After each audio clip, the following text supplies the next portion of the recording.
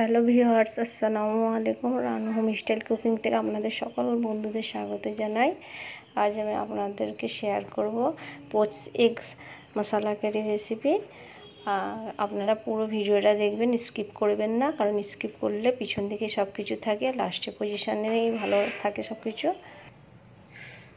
আপনাদের ভালো লাগলে আমার চ্যানেলকে সাবস্ক্রাইব করে দেবেন, লাইক শেয়ার করে দেবেন। অবশ্যই যারা আমার চ্যানেলকে সাবস্ক্রাইব করেছে তাদের জন্য অনেক অনেক ভালোবাসা, আর যারা করেননি তারা নিত্য নতুন ভিডিও দেখার জন্য অল নোটিফিকেশনটা অন করে দেবেন আর সাবস্ক্রাইব করে দেবেন। দেখুন দেখুন এইভাবে এইরকম পুরো কাঁচা ডিমের করলে বাচ্চারা এই ধরনের কুসুমটা হয়ে থাকে গোটা, বাচ্চারা খেতে ভালোবাসে। আপনারা এইভাবে বাড়িতে করে দেখবেন, খুব দারুণ হয় এটা এতে। দেখুন আমি এখানে তেল দিয়ে দিচ্ছি। এগ মশলা কারির জন্য তেলটা একটু বেশি করে লাগবে। দেখুন আমি এখানে তেল একটু বেশি করে তেল দিয়ে দিলাম। তেলটা গরম হবে, আমি এখানে পেঁয়াজ কুচিয়ে রেখে দিয়েছি।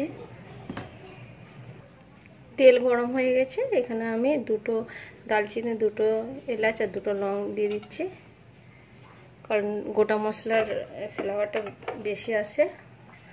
আর এখানে আমি তেজপাতা নিয়েছি, তেজপাতা দিয়ে দিলাম। মশলা হয়ে গেছে, এখানে আমি পেঁয়াজ কুচি করে রেখেছিলাম, সেই পেঁয়াজ কুচিটা দিয়ে দিচ্ছি তেলের মধ্যে। দেখুন এটা পেঁয়াজটা একদম গোল্ডেন কালারের করে নেবো আমি ভেজে। তারপর আমি এর উপরে মশলা দেবো, আদা রসুন দেবো। দেখুন এখানে আমি আদা রসুনের পেস্ট দিয়ে দিচ্ছি হাফ চা চামচ। এটাকে আমি ভালো করে এর সাথে ভেজে নেবো। আদা রসুনের পেস্টের স্মেলটা যাতে না ভাজা হয়ে গেলে বেরোবে না, ওই জন্য ভালো করে ভেজে নিচ্ছি। এখানে আমার মশলাটা ভাজা ভাজা হয়ে গেছে একদম, দেখুন গোল্ডেন কালারের হয়ে এসছে। এবার এখানে আমি মশলাগুলো দিয়ে দেবো। দেখুন এখানে আমি 2 চা চামচ এখানে আমি লঙ্কা গুঁড়ো নিয়েছি কাশ্মীরি, আর এখানে হলুদ গুঁড়ো নিয়েছি, জিরা গুঁড়ো নিয়েছি 1 টেবিল চামচ, আর ধনে গুঁড়ো নিয়েছি 1 টেবিল চামচ, আর নুন নিয়েছি। এখানে আমি সব মশলাগুলো এর মধ্যে দিয়ে দেবো। গরম মশলাটা আমি এখন দিচ্ছি না, পরে দেবো। একদম অল্প পরিমাণে আমি এতে পানি দিয়ে দিচ্ছি, কারণ যাতে মশলাটা না পুড়ে যায়।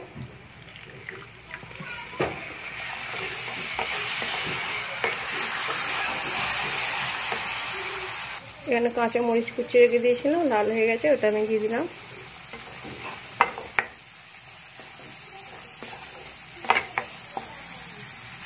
এখানে আমি কাজু বেটে রেখেছিলাম, সেটা আমি দিয়ে দিচ্ছি এর মধ্যে।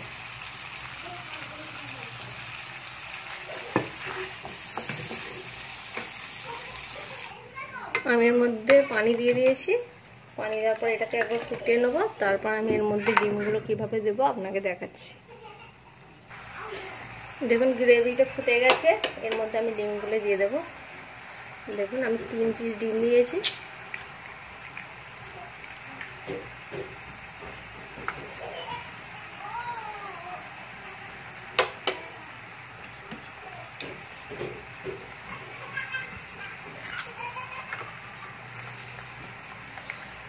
এই রেসিপিটা না খুব খেতে ভালো লাগে, আপনারা করে দেখবেন বাড়িতে, খুব সহজে।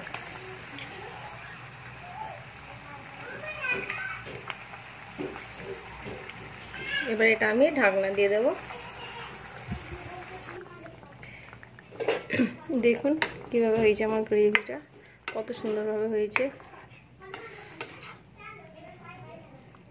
এই ডিমগুলো বাচ্চারা খুব পছন্দ করে, কাঁচা ডিম দিয়ে একদম পুরো। এটা খুব সুন্দর দারুণ একটা মশলা ক্যারি আছে ডিমের, আপনারা বাড়িতে করবেন, দেখবেন আপনাদের ভালো লাগবে। কি দারুণ দেখতে হয়েছে দেখুন। এই বাচ্চাদের এটা খুব পছন্দ করে এই রেসিপিটা, আর লোভনীয় একটা রেসিপি বাচ্চাদের জন্য। আপনারা বাড়িতে করবেন, বাচ্চাদের খুব ভালো লাগবে, খুব দারুণ হয় এটা এতে।